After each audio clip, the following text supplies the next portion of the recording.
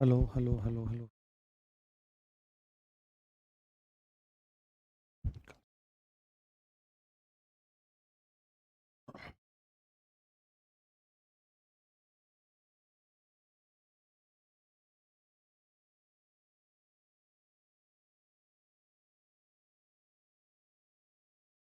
Hello hello hello hello hello.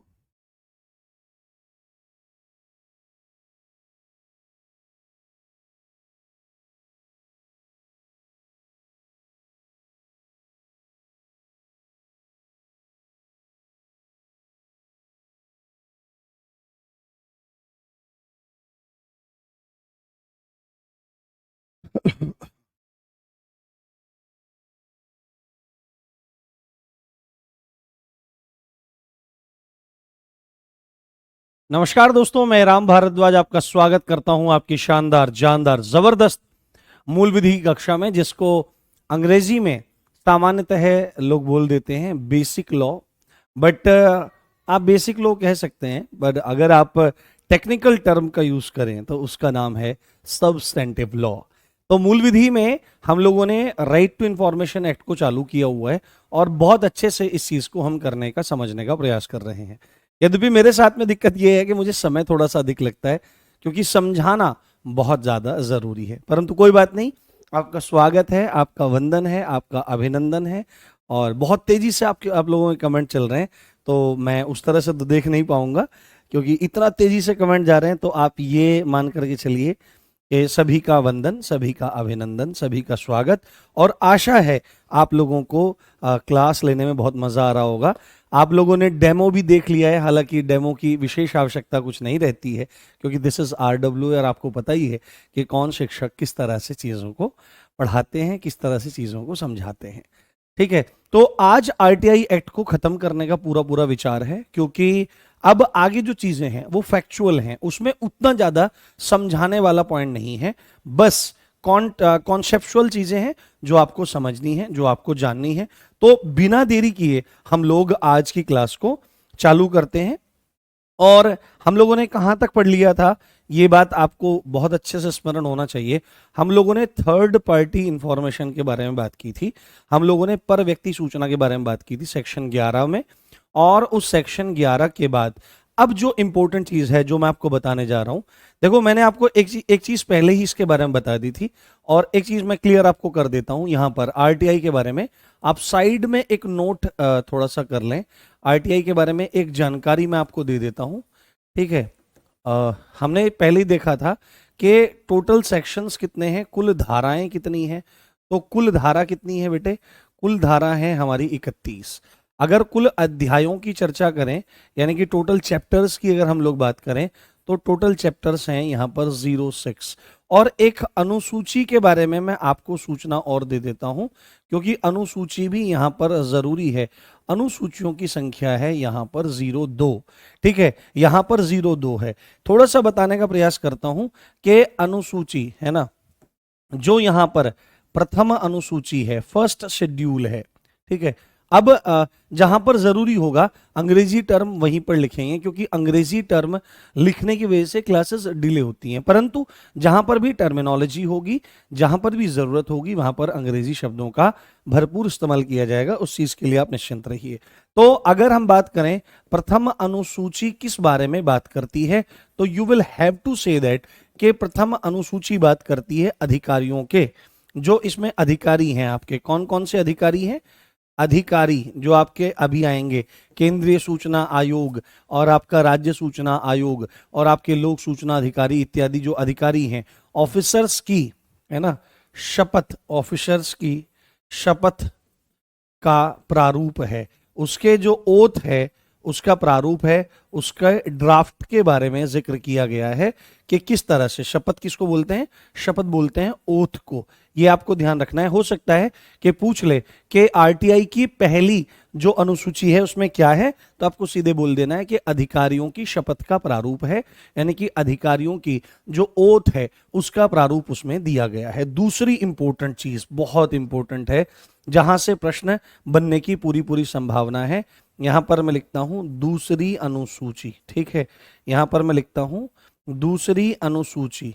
दूसरी अनुसूची। और दूसरी अनुसूची बहुत ज्यादा इंपॉर्टेंट है, क्योंकि इसमें उन संगठनों का नाम दिया गया है जिन पर आरटीआई लागू नहीं होती है। जैसे जितने भी आपके पैरामिलिट्री फोर्सेस हैं, बीएसएफ है, आईटीबीपी है, सीआरपीएफ है, सीआईएसएफ है, आर्मड फोर्सेस वगैरह हैं, है ना, आपका एनआईए है, रॉ है, आपका आईबी है, और भी जितनी एजेंसीज हैं उन सभी के बारे में यहां पर जिक्र किया गया है। तो यहां पर आप लिखिए कि उन संगठनों का जिक्र है, उन संगठनों का, संगठन मतलब ऑर्गेनाइजेशंस, ऑर्गेनाइजेशंस, उन संगठनों का जिक्र है जिन पर आरटीआई प्रभावी नहीं है, आरटीआई प्रभावी नहीं है, जिस पर आरटीआई प्रभावी नहीं है। और अभी इसके संदर्भ में एक धारा भी आएगी जो इस बात को स्पष्ट करेगी कि आपकी द्वितीय अनुसूची में जिन ऑर्गेनाइजेशंस का जिक्र है उन पर आरटीआई प्रभावी नहीं होता है। तो ऑल आर इंपॉर्टेंट, ये तीनों के तीनों इंपॉर्टेंट पॉइंट हैं। अभी तक हम विभिन्न धाराओं के अंतर्गत, जहां पर हम सेक्शन 11 में आ गए हैं, यहां तक हम लोगों ने गंभीरता से पढ़ना है, गंभीरता से समझना है। तफरी लास्ट के 2 मिनट में, मजा आ जाएगा, ऐसी ऐसी चीजें लेके आया हूं, परंतु फिलहाल यहां पर चीजें ध्यान देनी है। लेख का भी भरपूर ध्यान रखा जा रहा है जिससे आपको कोई दिक्कत ना हो, ठीक है। अब मैं आपको बताना शुरू करता हूं। आपसे पूछ सकता है कि अध्याय 3 किससे संबंधित है, तो हम यहां पर लिखेंगे चैप्टर, ठीक है, हम यहां पर लिखेंगे चैप्टर। और चैप्टर को ही हिंदी में क्या कहते हैं बेटे, हिंदी में अध्याय कहा जाता है। क्या कहा जाता है? अध्याय। और ये अध्याय कौन सा है? ये अध्याय है 4, जो बात करता है किसके बारे में? जो बात करता है केंद्रीय सूचना आयोग के बारे में। बहुत इंपॉर्टेंट है, आपसे सीधे पूछेगा कि केंद्रीय सूचना आयोग का जो जिक्र है वो कौन से अध्याय में किया, माफी चाहता हूं 3 में इस समय गर्मी इतनी चढ़ती है ना, यहां पर अभी हमारे पास एसी की व्यवस्था नहीं है, अध्याय 3 में, ठीक है। तो केंद्रीय सूचना आयोग, ना पंखा है और ना एसी की व्यवस्था यहां पर है इस समय। और ये कपड़े इस तरह के हैं क्योंकि अभी कुछ निर्माण कार्य हुआ था स्टूडियो में, तो अभी समय लगेगा। तो और लाइटें जल रही हैं भयंकर, कम से कम 15 लाइटें जल रही हैं कम से कम। आप समझ सकते हैं कितनी हीट यहाँ पर हो रही होगी और क्या हालत हो रही होगी।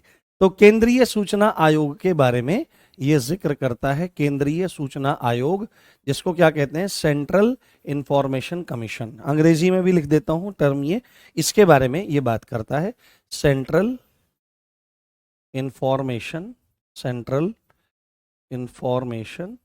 कमीशन, सेंट्रल इंफॉर्मेशन कमीशन, इसके बारे में ये आपका चर्चा करता है। सीधे ही ये बात पूछी जाए तो काफी इंपॉर्टेंट है, इसको सीधे ही बता देना कि भाई ये इसके बारे में बात करता है। जब हम यहां पर इस चर्चा को शुरू कर रहे हैं तो आपसे सीधे एक बात और भी पूछ सकता है, क्या कोई ऐसा सेक्शन भी है जो इस बारे में बात करता है कि भाई केंद्रीय सूचना आयोग का गठन constitution of chief information central information commission.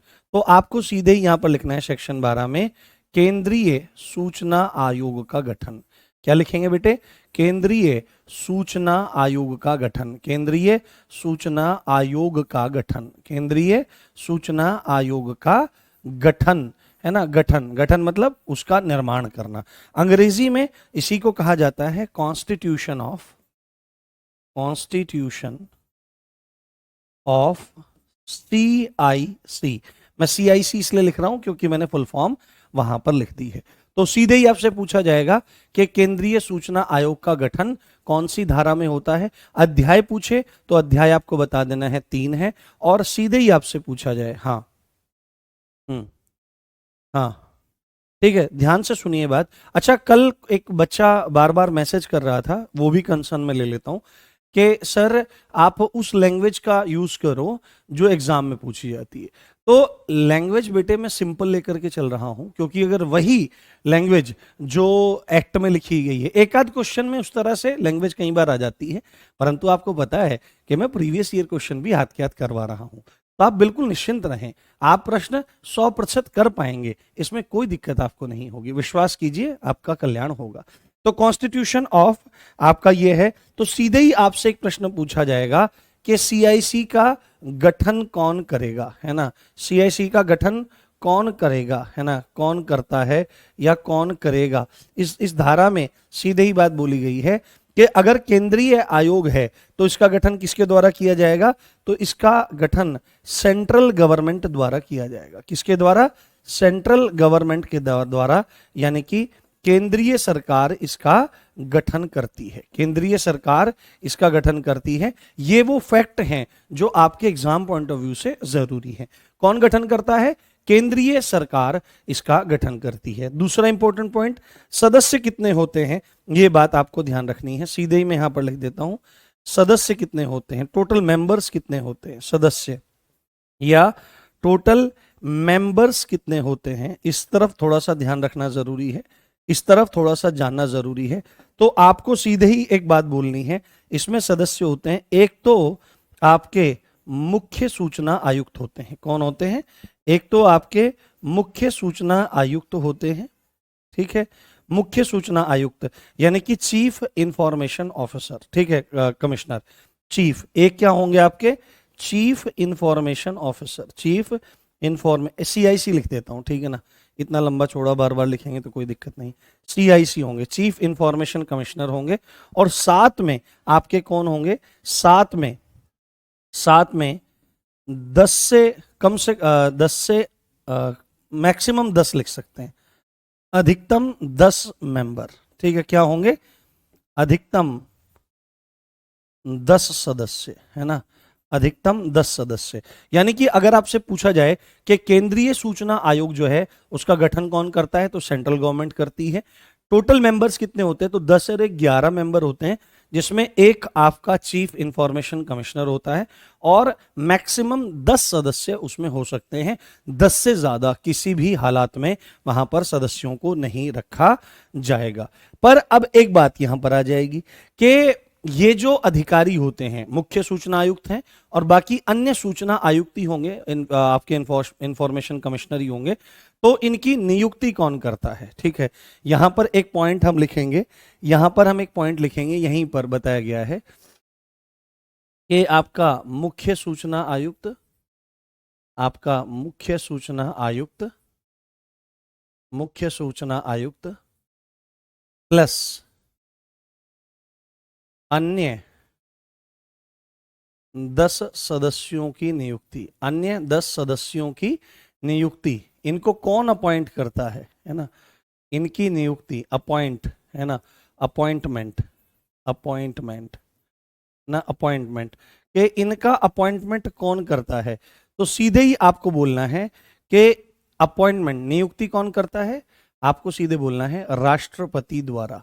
राष्ट्रपति महोदय कौन करते हैं, राष्ट्रपति नियुक्त करेंगे। कौन करेगा, राष्ट्रपति नियुक्त करेंगे, राष्ट्रपति अपॉइंट करेंगे, राष्ट्रपति अपॉइंट करेंगे, ठीक है।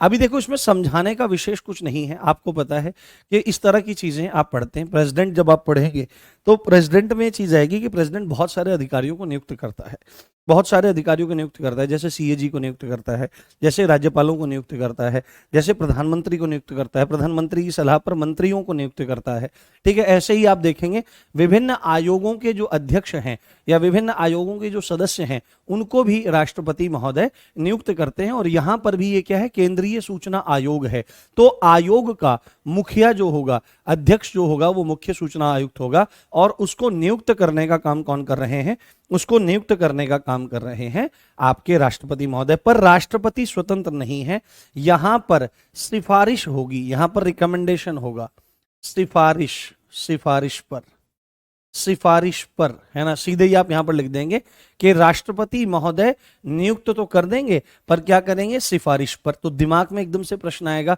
कि अच्छा सिफारिश करी जाएगी, सिफारिश करने का मतलब होता है रिकमेंड करना। जैसे कोई भी आयोग आपको चयनित करता है ना, as an officer, as an IAS, IPS या आपका IRS या PCS के विभिन्न पदों की अगर चर्चा हो रही होती है, तो यदि कोई व्यक्ति आपको नियुक्त करने का काम करेगा, आयोग नियुक्त करने का काम करेगा, तो वो आपका प्री लेगा, उसके बाद मेंस लेगा, देन आपका इंटरव्यू लेगा, और जब आपका फाइनल सिलेक्शन आएगा तो वहां पर लिखा हुआ आएगा यू आर रिकमेंडेड, यानी कि आपको इस पद के लिए आपको इस आपकी सिफारिश हम इस पद के लिए करते हैं।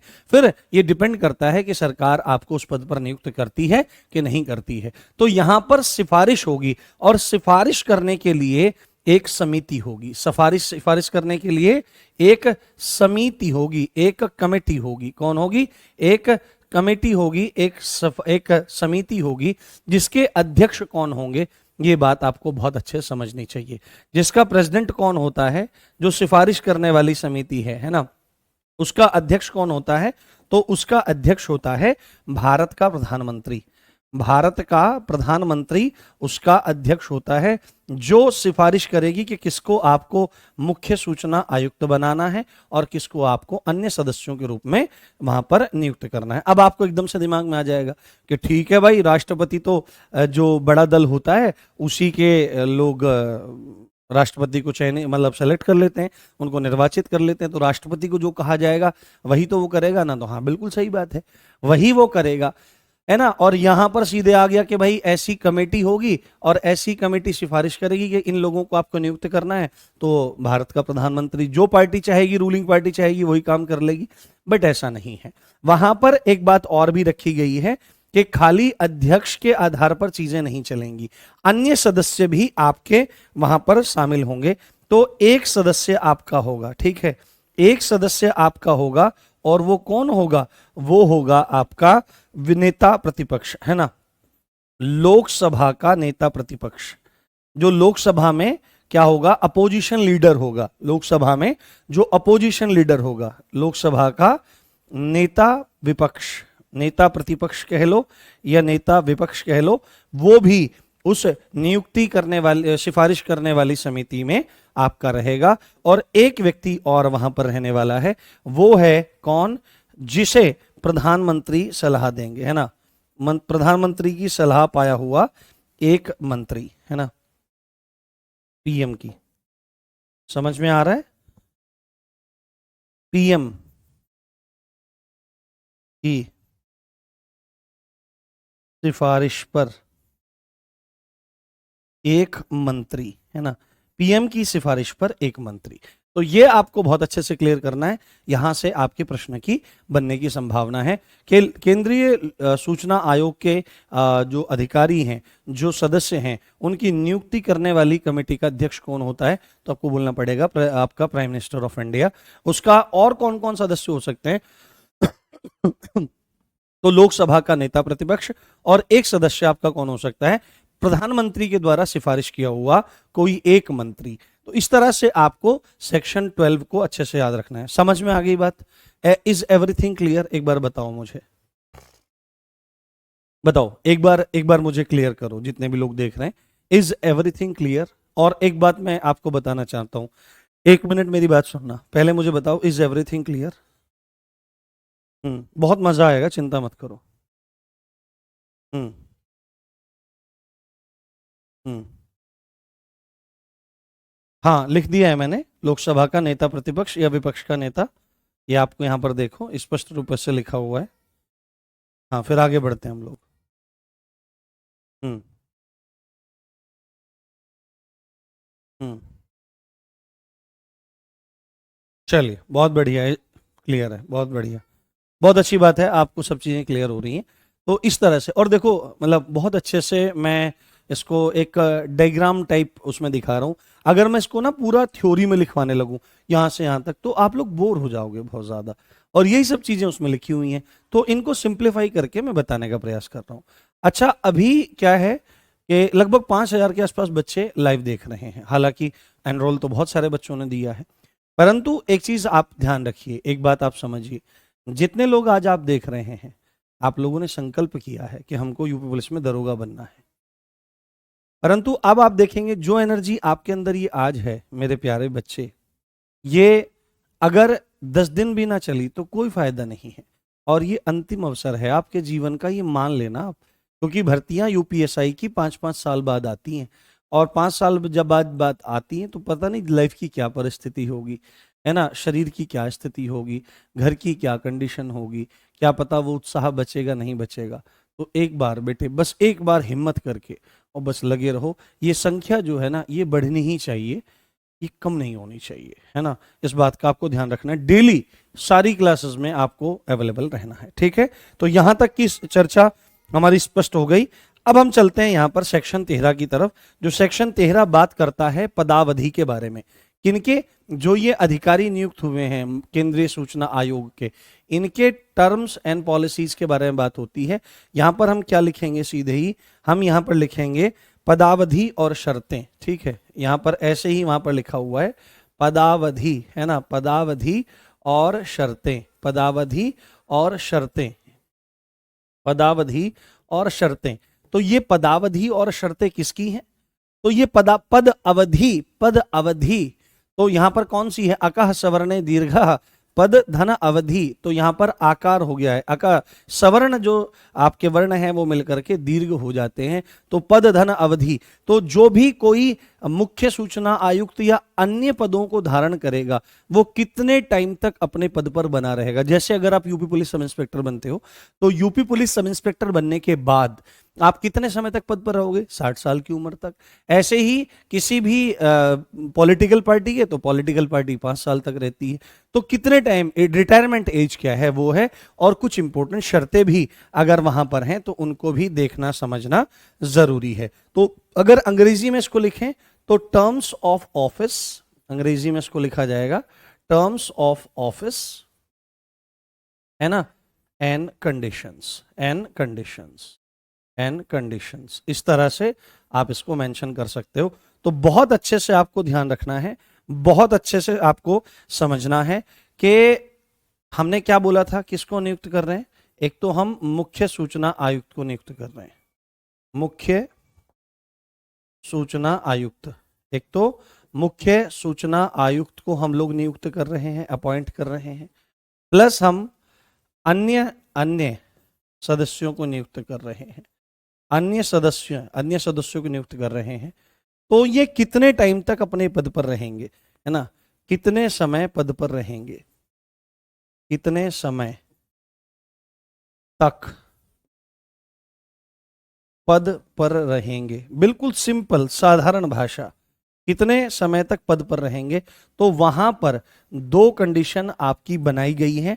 एक तो पहली कंडीशन तो यह है कि गवर्नमेंट जब तक चाहे, क्योंकि यहां तो सूचना देने की बात है, जो अपना विश्वसनीय आदमी होगा उसको रखा जाएगा, जो बचाता रहेगा सरकार को उसको ही रखा जाएगा। तो यहां पर एक बात बिल्कुल स्पष्ट कर दी गई है कि सरकार तय करेगी। पहला पॉइंट यहां पर है कि सरकार तय करेगी, है ना, सरकार तय करेगी कि कितने समय तक उस व्यक्ति को हमको पद पर बनाए रखना है। यानी कि जैसे राज्यपाल के बारे में है कि राज्यपाल जो होता है, गवर्नर जो होता है, वो राष्ट्रपति के प्रसाद पर्यंत कार्य करता है। एक शब्द होता है प्रसाद और एक शब्द होता है प्रासाद। आप समरूपी भिन्नार्थक शब्द अभी हिंदी में पढ़ेंगे, ममतेश सर बहुत अच्छे टीचर हैं, वो आपको सब ये क्लियर करेंगे। तो प्रसाद और प्रासाद, प्रसाद जो शब्द होता है जो मंदिरों में मिलता है, कहते हैं भगवान का प्रसाद ले लो, तो प्रसाद का अर्थ होता है कृपा, है ना, उनकी कृपा, और प्रासाद का अर्थ होता है पैलेस, महल।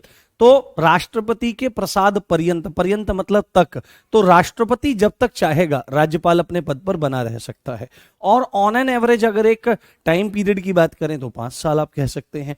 तो पहला पॉइंट यह है कि कोई फिक्स एज लिमिट यहां पर नहीं दी गई है, परंतु फिर भी किसी ने कहा कि यार ऐसे कैसे चलेगा, सरकार ही तय करेगी, तो कोई एक फिक्स एज लिमिट तो दो। तो उन्होंने कहा अधिकतम 65 वर्ष की आयु तक। कब तक? अधिकतम कितने वर्ष की आयु तक? अधिकतम 65 वर्ष की आयु तक, अधिकतम 65 वर्ष की आयु तक, ये दो कंडीशन। तो इनमें से जो भी पहले पूरी हो जाए, इसमें एक पॉइंट यहां पर ऐड कर लीजिए, हम यहां पर एक पॉइंट ऐड कर लेंगे कि इनमें से, इन शर्तों में से, इन शर्तों में से जो भी पहले पूरी हो जाए, पहले पूरी हो जाए, तो तब तक वह व्यक्ति, ये अधिकारी अपने पद पर बने रह सकते हैं। तो ये बात आपको बहुत अच्छे से स्पष्ट हो जानी चाहिए। अब एक बात इसमें समझने वाली बात है, अब यहां पर इन्होंने एक बात तो लिखी थी कि टर्म्स ऑफ ऑफिस यानी कि पदावधि के बारे में बात हुई थी। ये एक्स्ट्रा शब्द यहां पर क्यों लगाया गया, शर्तें, कंडीशंस यहां पर क्यों लगाई गई? तो आपके दिमाग में एक पॉइंट आना चाहिए, जैसे अगर आप यूपी पुलिस एसआई बनोगे तो फिर आप थाना इंचार्ज भी जाओगे, आप इंस्पेक्टर भी बनोगे, देन आप रिटायरमेंट के टाइम तक पहुंचते पहुंचते आपका रिकॉर्ड अच्छा होगा तो आप डीएसपी भी बन जाओगे, है ना, जिसको सर्किल ऑफिसर कहते हैं, सीओ कहते हैं जिसको, तो वो भी आप बन जाओगे, है ना, फिर आप रिटायर हो जाओगे। पर इनकी तो क्या है कि सरकार तय करेगी। तो क्या ये दोबारा भी अपॉइंट किए जा सकते हैं, ये क्वेश्चन है आपका, बहुत इंपॉर्टेंट प्रश्न है यहां पर, इसको अच्छे से समझना है, इसको अच्छे से जानना है। यहां पर एक प्रश्न आप तय कर लीजिए कि क्या रिटायर होने के बाद, क्या रिटायर होने के बाद, क्या रिटायर होने के बाद, क्या रिटायर होने के बाद सीआईसी, ठीक है, सीआईसी अब आपको समझना चाहिए, इतना आपको समझना चाहिए कि सीआईसी का क्या मतलब है, चीफ इंफॉर्मेशन कमिश्नर, है ना, एवं अन्य सदस्य दोबारा नियुक्त किए जा सकते हैं, दोबारा नियुक्त किए जा सकते हैं, दोबारा नियुक्त किए जा सकते हैं, दोबारा नियुक्त किए जा सकते हैं। ये प्रश्न आपको बहुत अच्छे से ध्यान रखना है। तो भाई सीधे सीधे अगर इसका मैं उत्तर लिखवाना चाहूं तो आपको सीधे सीधे लिखना नो, ना ही, दोबारा ना ही बैठाए जाएगा पद पे। तो इस बात को बहुत अच्छे से ध्यान रखना है कि एक बार यदि ये अधिकारी रिटायर कर दिए गए सरकार के द्वारा तय सीमा में या 65 वर्ष की आयु तक, तो दोबारा से इन लोगों को अपॉइंट नहीं किया जाएगा। यही है वो शर्त जो आपको बहुत अच्छे से ध्यान रखनी चाहिए, ठीक है, यही है वो शर्त जो आपको बहुत अच्छे से ध्यान रखनी चाहिए। अब एक संशोधन इसमें मैं आपको बता देता हूं, सन 2019 में इस धारा के अंतर्गत ही 2019 में एक संशोधन हुआ है, एक अमेंडमेंट इसमें हुआ है, ठीक है, 2019 में एक संशोधन हुआ है, एक अमेंडमेंट हुआ है कि सीआईसी यानी चीफ इंफॉर्मेशन कमिश्नर प्लस आपके अन्य जो सदस्य हैं, अन्य जो आपके सदस्य हैं, है ना, अन्य जो सदस्य हैं, इनके क्या चीज, इनके वेतन, है ना, यानी सैलरी, यानी कि सैलरी, सैलरी, और क्या, इनके भत्ते यानी कि अलाउंसेस आपके, यानी कि इनके सैलरी, इनके अलाउंसेस, और क्या क्या, इनकी सेवाएं, है ना, इनको और कोई अगर सर्विसेज मिलती हैं, सर्विसेज मिलती हैं तो इन्हें केंद्र सरकार प्रोवाइड करवाएगी, है ना, केंद्र सरकार उपलब्ध कराएगी, केंद्र सरकार ये सुविधाएं देगी। ये बात आपको बहुत अच्छे से याद रखनी है, बहुत अच्छे से आपको ये चीज समझ लेनी है, ठीक, क्लियर हो गई बात, समझ में आ रही है बात, मजा आ रहा है, बोर तो नहीं हो रहे हो? हाँ हाँ हाँ, बिल्कुल अपने हाथ से नोट्स बनाने चाहिए। कोई बच्चा पूछ रहा है क्या सर हमें अपने हाथ से नोट्स बनाना चाहिए, आप देखो कि मैंने पहले भी लिख करके पढ़ाया है, मैं फिर से लिख करके पढ़ा रहा हूं, तो आपका भी ये नैतिक धर्म है, आपका भी ये कर्तव्य है कि आप इन चीजों को, जो कठिनतम चीजें मानी जाती हैं यूपीएसआई के पाठ्यक्रम के अंतर्गत, उनको लिख लिख करके ही याद करना चाहिए। तो आपको ये बहुत अच्छी बात है संस्था की कि संस्था आपको बोर्ड पीडीएफ देती है, हैंड रिटन पीडीएफ देती है, जिससे आपको भरपूर सुविधा मिले। परंतु एक विद्यार्थी का कर्तव्य है कि वो अपने सामने पेन कॉपी लेकर के बैठे, शॉर्टेस्ट वे में चीजों को, आप देख रहे हो कि मैं शॉर्टेस्ट वे में चीजों को, मैं ना ज्यादा लिखने में विश्वास नहीं करता, मैं आपके सामने फैक्ट को एक कलात्मक ढंग से पेश करने का प्रयास करता हूं, जिससे चीजें आसान हो जाए और आपके प्रश्न अच्छे से अच्छे बनने की सुविधा आपको मिल सके। इतनी बात क्लियर है? Is everything clear? मजा आ रहा है? बोर तो नहीं हो रहे हो? हाँ, रिकॉर्डेड क्लासेस नहीं है, टाइम की तरफ ध्यान मत दो। हाँ बिल्कुल, मुझसे एसआई बनने के बाद आपको मिलना है बेटे। हाँ हाँ ठीक है, चलिए आगे बढ़ते हैं। अब एक बात यहां पर हो गई, अब एक बात यहां पर हो गई, सेक्शन 14, सेक्शन 14 हमारे सामने आ गया है, सेक्शन 14 हमारे सामने आ गया है।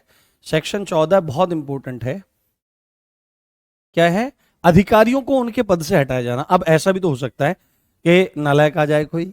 आपको पता है कि अधिकारियों को उनके पद से हटाया भी जाता है। किन मामलों में, किन मामलों में हटाया जाता है? तो आपने पॉलिटी में चीज पढ़ी होगी कि प्रधानमंत्री को भी हटाया जा सकता है, राष्ट्रपति को भी हटाया जा सकता है। राष्ट्रपति को हटाए जाने का केवल एक कारण है, यदि वह संविधान के जो उपबंध हैं उनका उल्लंघन करे, यानी कॉन्स्टिट्यूशन के जो प्रोविजंस हैं उनका यदि उल्लंघन करता है। परंतु और अधिकारियों के बारे में बात आती है कि यदि वो दिवालिया हो जाएं, यदि वो पागल हो जाएं, वो मेंटली अनस्टेबल हो जाएं, वो उस पद को धारण करने योग्य ही ना रहें, या वो भ्रष्टाचार के या कदाचार के मामलों में संलिप्त आपके हो जाएं, तो आपको यहां पर सीधे सीधे लिखना है मुख्य सूचना आयुक्त। सीधे ये धारा क्या कहती है?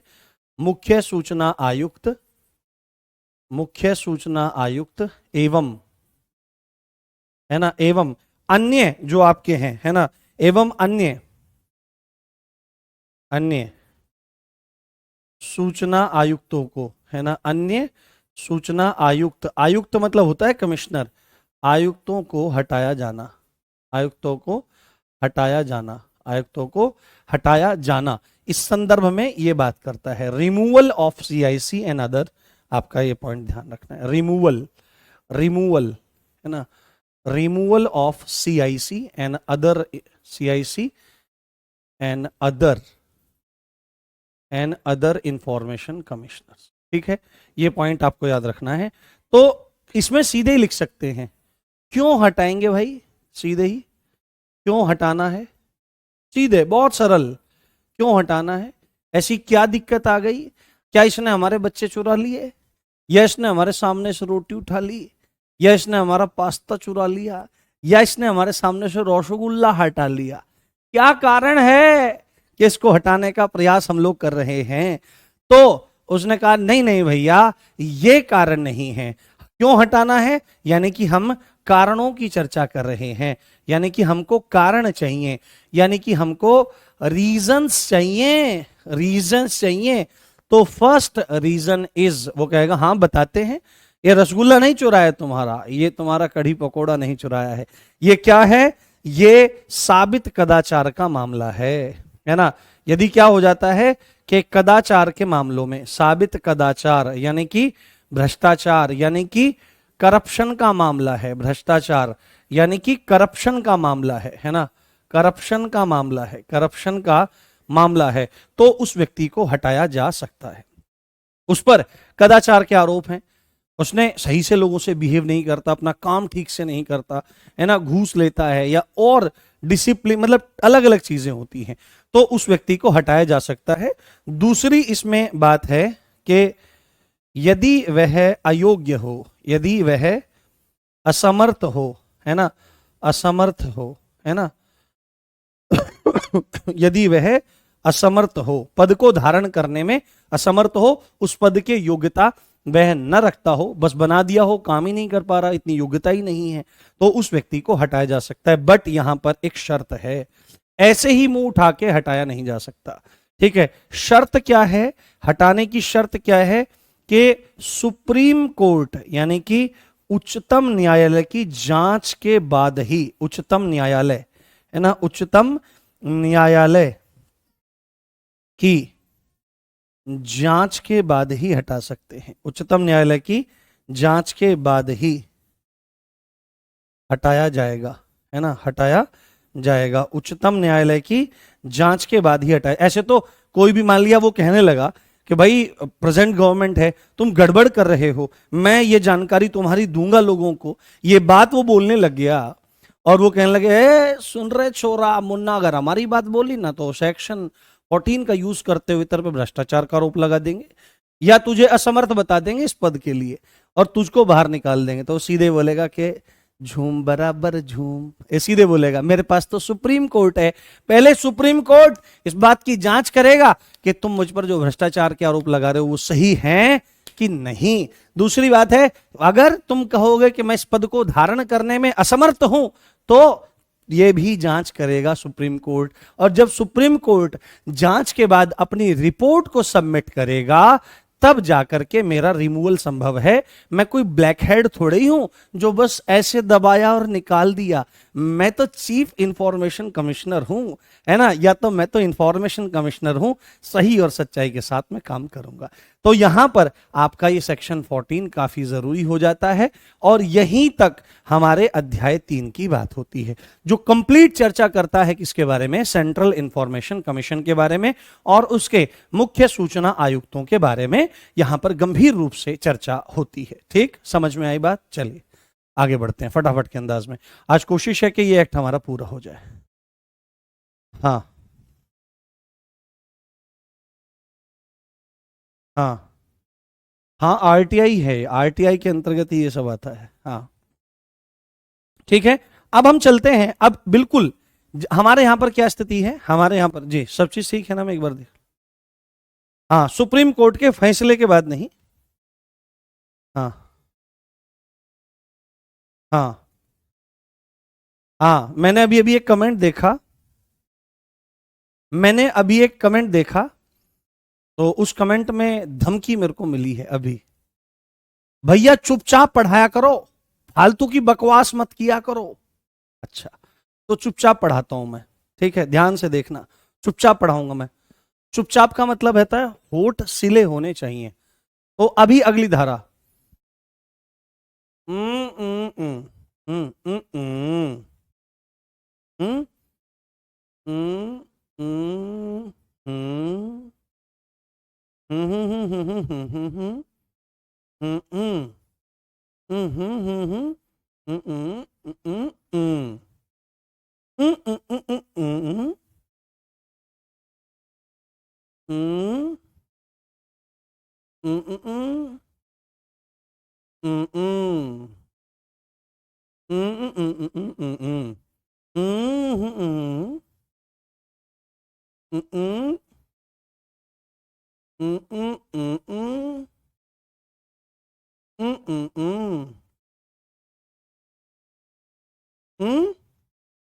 हम्म हम्म हम्म ऐसा ये नीम का डंडा रखा है भाई साहब यहाँ पे, ध्यान है, ज्यादा ज्ञान देने की जरूरत नहीं है।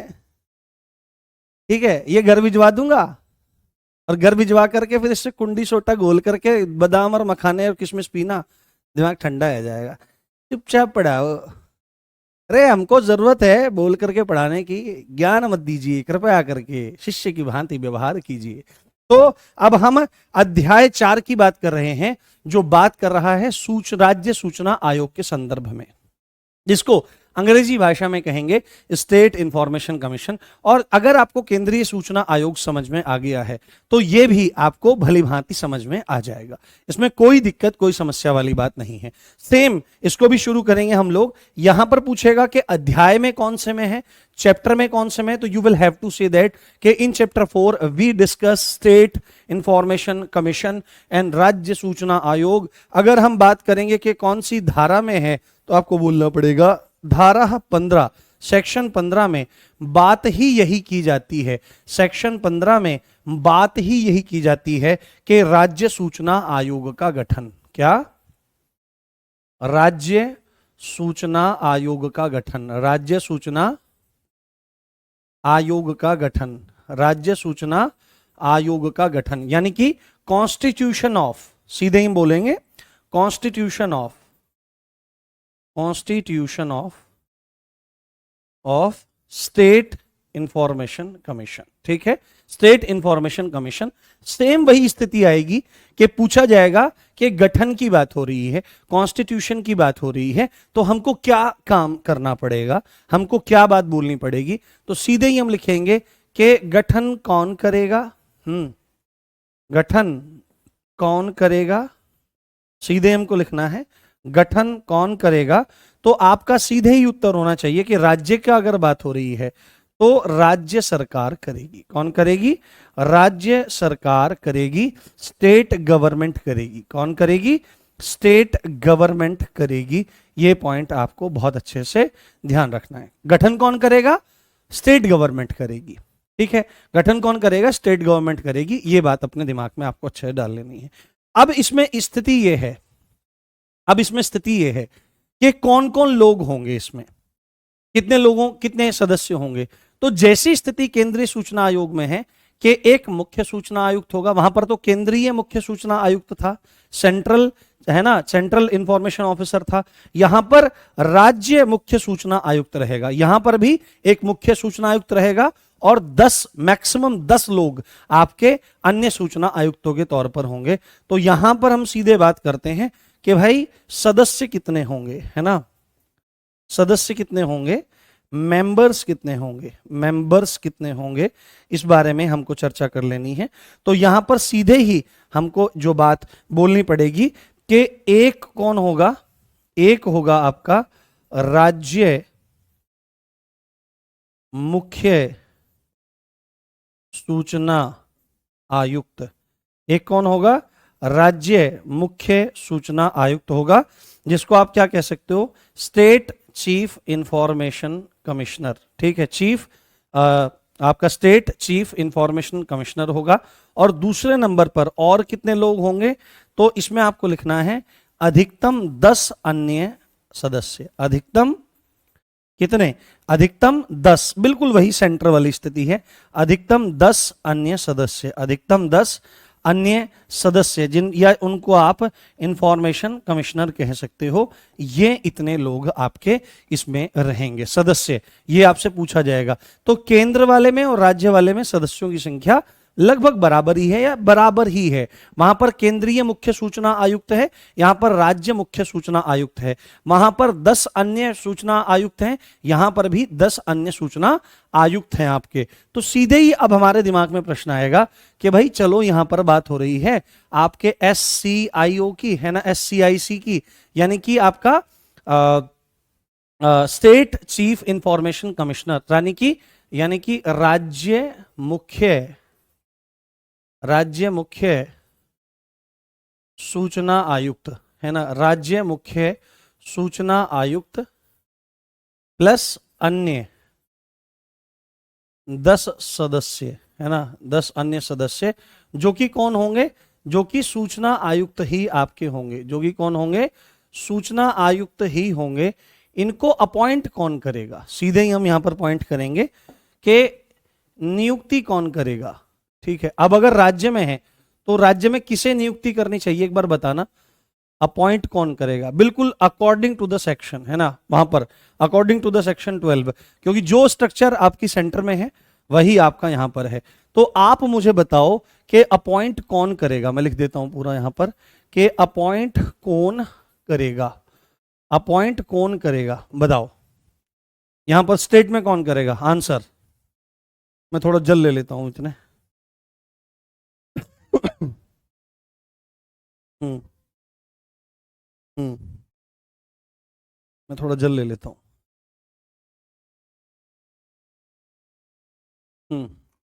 देखें कौन करेगा। बहुत बढ़िया, आप बहुत अच्छे से पढ़ रहे हो, बहुत मजा आएगा आपको क्लास के अंत में। वाह मेरे बेटे, वाह मेरे बेटे, वाह, शाबाश। हाँ, कल कोई पूछ रहा था कि राष्ट्रपति को प्रेसिडेंट कहा जाता है और राज्यपाल को गवर्नर कहा जाता है। जो आपके यूनियन टेरिटरीज होते हैं, जिनको केंद्र सरकार सीधे अपने शासन और प्रभाव में रखती है, वहां पर जहां पर विधानसभा है, जैसे दिल्ली है और पांडिचेरी है, वहां पर उपराज्यपालों को नियुक्त करती है, लेफ्टिनेंट आपके गवर्नर हैं। और जहां पर सीधा शासन करती है वहां पर प्रशासक होते हैं, उनको एडमिनिस्ट्रेटर कहते हैं। क्या कहते हैं, एडमिनिस्ट्रेटर उनको कहा जाता है। तो कौन नियुक्त करेगा, तो जैसे सेंटर में राष्ट्रपति महोदय कर रहे थे, यहां पर कौन करेंगे, यहां पर राज्यपाल महोदय करेंगे। यहां पर कौन करेगा, गवर्नर यहां पर करेगा, गवर्नर। ठीक है, गवर्नर करेगा, गवर्नर करेगा। पर गवर्नर के पास उतनी शक्ति नहीं है ना। अब यहां पर जो नियुक्ति होगी वो एक समिति की सिफारिश पर होगी। किस पर, समिति की सिफारिश पर। किसकी, समिति की सिफारिश पर, समिति के रिकमेंडेशंस पर ही नियुक्ति होगी, जिसका अध्यक्ष, है ना, जिसका प्रेसिडेंट कौन होगा, है ना, जिसका अध्यक्ष कौन होगा। जिसमें अगर बात करें अन्य सदस्य की, तो अन्य सदस्य आपका कौन सा हो सकता है, और एक और इसमें सदस्य होगा तो वो कौन सा हो सकता है? अभी अभी मैंने आपको बताया कि केंद्रीय सूचना आयोग के अधिकारियों की नियुक्ति करने वाली समिति में अध्यक्ष होते हैं भारत के प्रधानमंत्री। दूसरा कौन होता है? लोकसभा में नेता प्रतिपक्ष। और तीसरा कौन होता है? भारत के प्रधानमंत्री द्वारा सिफारिश किया हुआ कोई एक मंत्री। तो ठीक उसी आधार पर केंद्रीय ये राज्य सूचना आयोग के अधिकारियों की नियुक्ति करने वाली समिति का अध्यक्ष कौन होगा? तो आप सीधे ही लिखेंगे मेरे बेटे, राज्य का मुख्यमंत्री। कौन? राज्य का मुख्यमंत्री, सीएम महोदय ये काम आपका करेंगे। राज्य का मुख्यमंत्री ये काम करेगा, राज्य का सीएम ये काम करेगा।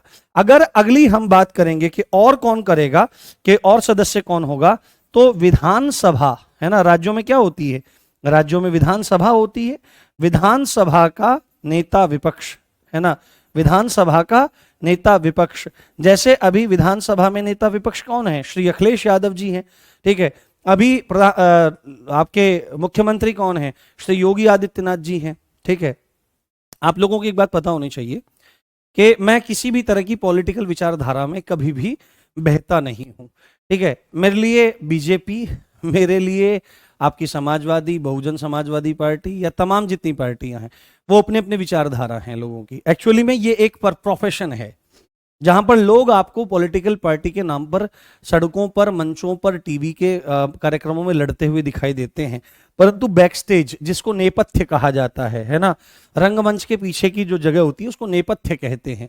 वहां पर सब लोग हाथ मिलाते हुए, बैठे हुए, कॉफी पीते हुए, पार्टी करते हुए, एक दूसरों की शादियों में जाते हुए आपको दिख जाएंगे। तो इनके चक्कर में अपने दैनिक जीवन को कभी भी प्रभावित ना करो। एक दिन जो आपको भी अच्छा लगता है, जो भी आपको अच्छा लगता है, जाके वोटिंग डे वाले दिन वोट डाल के चले आओ। और तीसरा व्यक्ति कौन इसमें होगा? तीसरा व्यक्ति इसमें कौन सा होगा आपका? तीसरा व्यक्ति होगा सीएम द्वारा सिफारिश किया हुआ एक मंत्री, है ना। सीएम द्वारा सिफारिश किया हुआ, सीएम द्वारा सिफारिश किया हुआ एक मंत्री, है ना। सीएम द्वारा सिफारिश किया हुआ एक मंत्री। ये पूरी की पूरी बात आपको बहुत अच्छे से समझ में आनी चाहिए, बहुत अच्छे से क्लियर हो जानी चाहिए। समझ में आ रही है बात? कोई दिक्कत, कोई समस्या वाली बात तो नहीं है, ठीक है। थोड़ा सा गति से चलते हैं, थोड़ा सा अच्छे से चलने का हम लोग प्रयास करते हैं। बहुत बढ़िया। हाँ, जो किताब है, जो अभी बुक आने वाली है ना, आरडब्ल्यू की बुक आने वाली है, उसमें बहुत मेहनत से लोग काम कर रहे हैं और वो मेरे निर्देशन में बनकर तैयार हो रही है। एक्चुअली में कंटेंट उसका सारा मैंने ही दिया है, ठीक है, और लोग उस पर बहुत ज्यादा मेहनत कर रहे हैं। तो उस किताब की खासियत यह है कि उस किताब में ना आपको बहुत सारे ग्राफ्स मिलेंगे, बहुत सारी टेबल मिलेगी, और आपको क्विक रिवीजन करने में बहुत ज्यादा वो बुक मदद करेगी। साथ में उसमें एक बेहतरी है कि संविधान नहीं है ना। बहुत सस्ती किताब मिल जाएगी, 100 रुपए के आसपास की किताब मिल जाएगी, वो कोई बहुत बड़ी कीमत नहीं है उसकी। और उसमें क्या चीज रहेगी कि जो भी एक्ट रहेगा उससे रिलेटेड जो भी इंपॉर्टेंट प्रश्न है, प्रीवियस ईयर क्वेश्चन है, वो आपको एक्ट के साथ ही मिलेंगे, है ना। और बिल्कुल आपको उसमें पिक्चर मिलेंगी, डायग्राम मिलेंगे। सारी धाराओं को समझाने के लिए हमने घटनाओं को दिखाया है। अगर कोई गोली मार रहा है तो उन घटनाओं को भी हमने चित्रों के माध्यम से, बहुत सुंदर मल्टी कलर 4 कलर में वो किताब आएगी। आप देखेंगे कि आपका दिल खुश हो जाएगा। 100 रुपए तो ऐसे भी खर्च कर देते हैं हम लोग, तो वो किताब आपके पास अवश्य होनी चाहिए, क्योंकि वो किताब आपको बहुत बेहतरी और सुकून प्रदान करेगी और आपकी तैयारी को बढ़िया करेगी। अब यहां पर जब हमने बात कर ली है तो सेक्शन 16 की तरफ हम लोग चलते हैं। कहां पर चलते हैं? सेक्शन 16 की तरफ हम चलते हैं।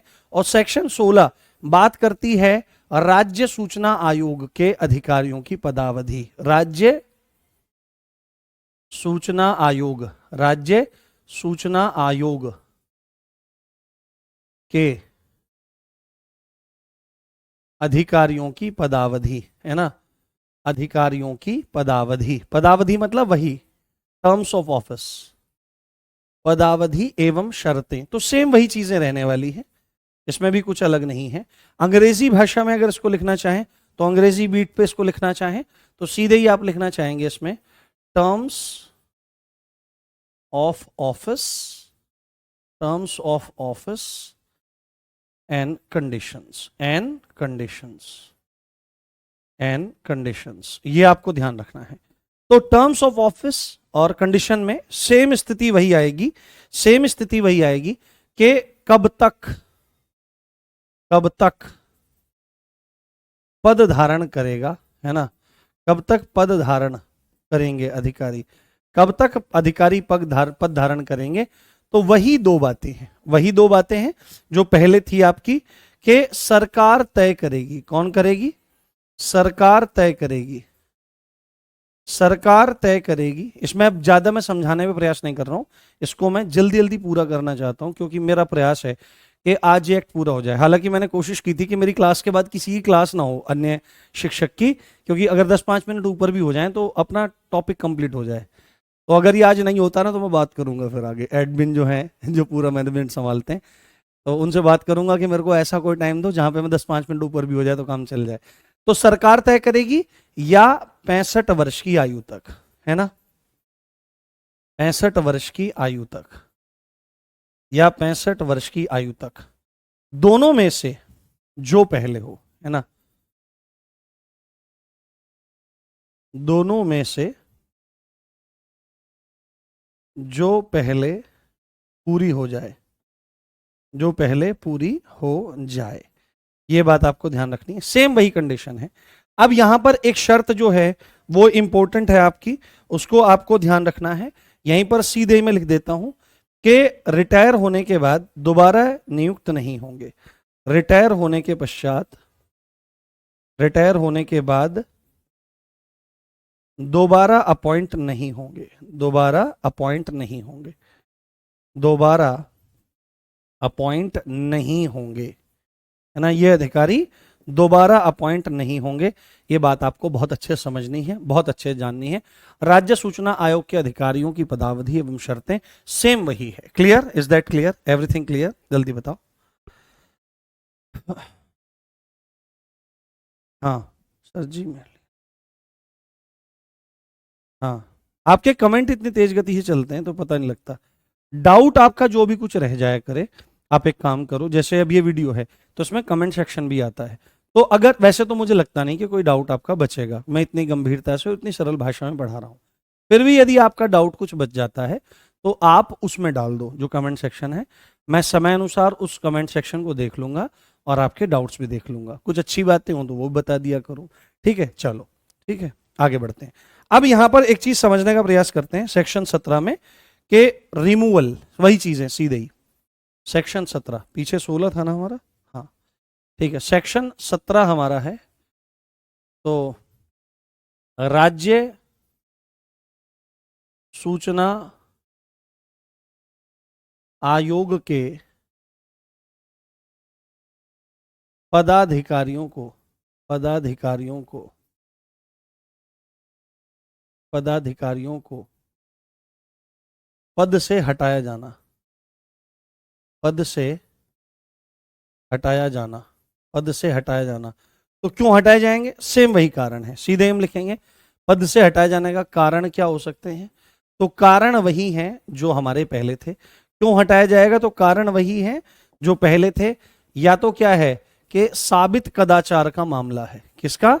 साबित कदाचार का। कदाचार, कद मतलब बुरा, आचार मतलब आचरण, है ना। या सीधे ही आप इसको लिख लो, भ्रष्टाचार का मामला है। किसका? भ्रष्टाचार का मामला है।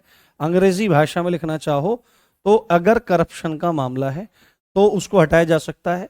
या दूसरा क्या है कि पद धारण करने में असमर्थ है, पद धारण करने में, पद धारण करने में वह व्यक्ति असमर्थ है, पद धारण करने में वह व्यक्ति असमर्थ है, तो उसको उसके पद से हटाया जा सकता है। परंतु यहां पर एक शर्त है ना, यहां पर एक शर्त है कि रिपोर्ट सौंपी जाएगी। ऐसे नहीं कि मनमर्जी से हटा दिया। जैसे केंद्रीय सूचना आयोग में अगर उन अधिकारियों को पद से हटाने की बात थी तो सुप्रीम कोर्ट पहले प्रॉपर उस चीज को लेकर के इंक्वायरी बिठाएगा, इन्वेस्टिगेशन करेगा, जांच करेगा, और हाँ जांच करेगा, और जांच करने के बाद एक रिपोर्ट सबमिट करेगा। यदि वो रिपोर्ट पॉजिटिव आती है इन चीजों को लेकर के तो उसके पद से उस व्यक्ति को हटा दिया जाएगा, है ना, उस व्यक्ति को हटा दिया जाएगा। वहां पर क्या चीज थी? वहां पर क्या चीज थी कि सुप्रीम कोर्ट की रिपोर्ट के आधार पर हटाया जा रहा था। यहां पर क्या होना चाहिए वो मुझे आप बताओ। यहां पर क्या होना चाहिए वो चीज मुझे आप बताओ। हाँ, समझ में नहीं आ रहा है? क्या समझ में नहीं आ रहा है? हाँ, शुरू में समझ में नहीं आता, अब अच्छे समझ में आ रहा है। बेटे समझने का प्रयास करोगे, इसीलिए तो मैं धीरे धीरे चल रहा हूं, इतना डिटेल में लेकर के चल रहा हूं। आप समझने की कोशिश करो, तब चीजें समझ में आएंगी। बताओ क्या आंसर होना चाहिए, किसकी रिपोर्ट के आधार पर हटाया जाएगा? ऐसे नहीं हटाया जाएगा। वहां पर केंद्र में क्या था? Supreme court. यहां पर क्या होना चाहिए?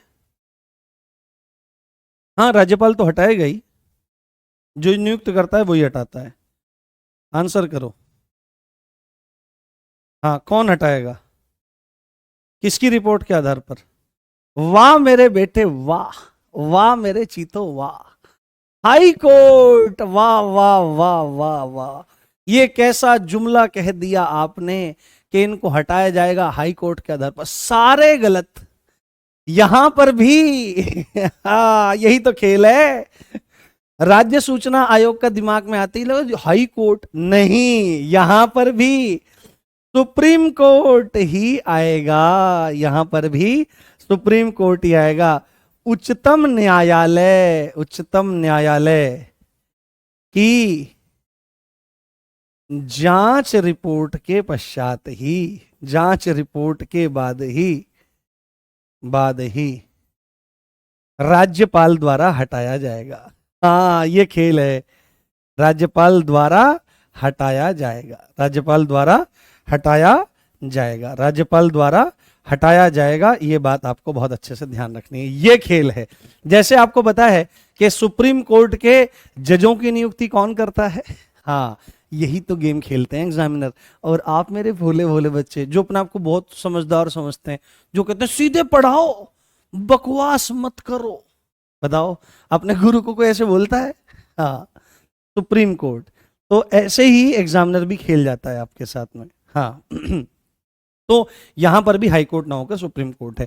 जैसे मैंने भी बताया कि सुप्रीम कोर्ट के जो न्यायाधीश हैं, जो जजेस हैं, उनकी नियुक्ति राष्ट्रपति द्वारा की जाती है। परंतु जैसे ही बात आती है कि उच्चतम न्यायालय हाई कोर्ट के जो जजेस हैं उनकी नियुक्ति कौन करेगा, तो आपको लगता है केंद्र में वो कर रहा है, स्टेट में राज्यपाल करेगा, बट ऐसा नहीं है।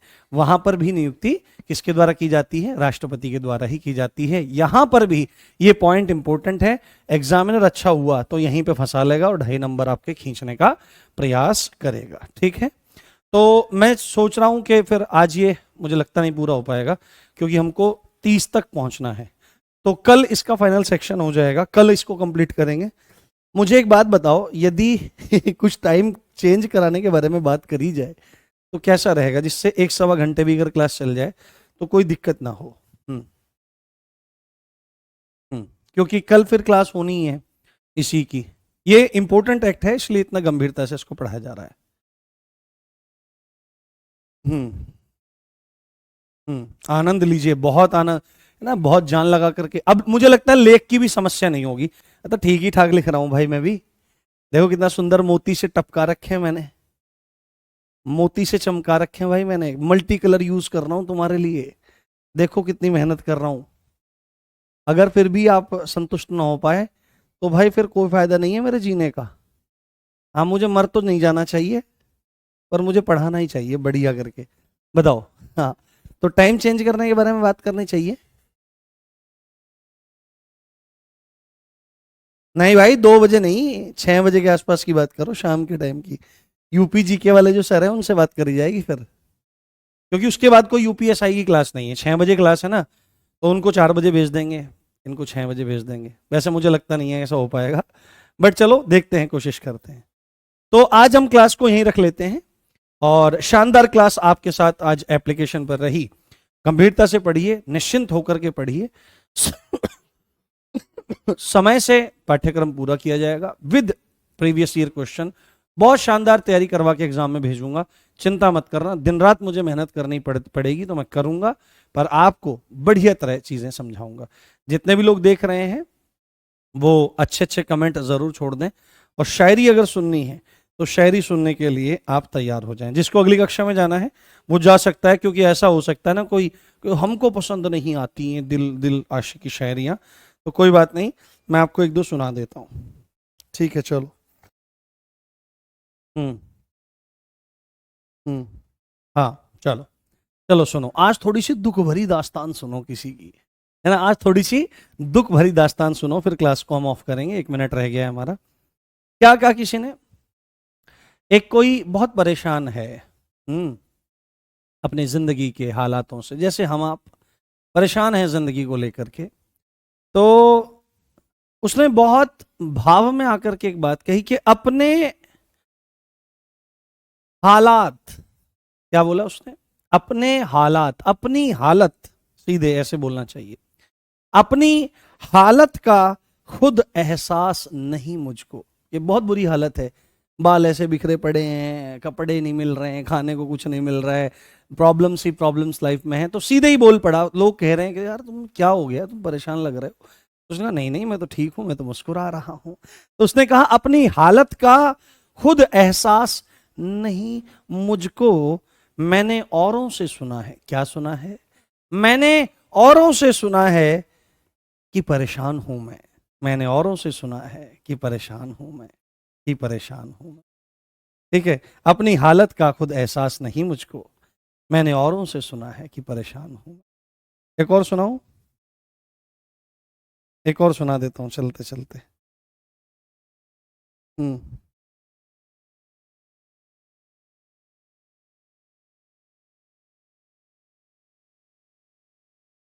हाँ, देखो, एक और सुनाता हूं, मजा आ जाएगा इसमें। ये थोड़ा सा है एंग्री यंग मैन वाला, है बढ़िया वाला। किसी ने कहा खाली पड़े मेरे हाथ देख लो। क्या बोला सीधे किसी ने? खाली पड़े मेरे हाथ देख लो, खाली पड़े मेरे हाथ देख लो, कोई नहीं है मेरे साथ देख लो, मैं अकेला खड़ा हूं। खाली पड़े मेरे हाथ देख लो, कम से कम ऐसा होता कोई हाथ मेरे पकड़ता। खाली पड़े मेरे हाथ देख लो, कोई नहीं मेरे साथ देख लो, मैंने सारी उम्र चाहा जिनको, मैंने सारी उम्र चाहा जिनको, वो जाते जाते कह गए, वो जाते जाते कह गए, लो अपनी औकात देख लो, लो अपनी औकात देख लो, लो अपनी औकात देख लो। हाँ हाँ हाँ, नहीं कोर्स की चिंता मत करिए आप लोग। देखो अच्छी तरह पढ़ाने में टाइम लगता है, कुछ एक्ट ऐसे हैं, अब 31 धाराएं हैं, अब देखो 31 धाराओं में लगभग सारी हम पढ़ रहे हैं, सारी डिटेल की हैं, तो लिखना है, पढ़ना है, समझाना, उसकी चिंता मत करो, समय से सब चीजें पूरी हो जाएंगी। ठीक है, बिल्कुल चिंता मत करो। यदि बाद में ऐसा हुआ कि बहुत जल्दी आ गया, तो मेरे पास पीडीएफ की व्यवस्था है, फिर लिखना नहीं पड़ेगा। ठीक है, सीधे पीडीएफ लाके एक्सप्लेन करूंगा बहुत अच्छे से, तो आपको सब चीजें क्लियर हो जाएंगी। बाकी हमारे पास समय पर्याप्त है, कोई दिक्कत कोई समस्या वाली बात नहीं। तो ठीक है, मिलते हैं कल इसके अंतिम भाग के साथ में, और मैं बाकी के जितने प्रीवियस ईयर क्वेश्चन हैं उनको भी ले आऊंगा। अपना ध्यान रखिए, प्रसन्न रहिए, बिल्कुल शांत मन से होकर के तैयारी करिए। धीरता, धैर्यता, गंभीरता, पराक्रम, साहस, इससे विजय मिलती है, कभी भी दिक्कतों से विजय नहीं मिलती। तो इसी अच्छी बात के साथ आप देख रहे थे मुझे, मेरा नाम है राम भारद्वाज, भूलिएगा नहीं। मिलते हैं कल। Love you all guys, bye.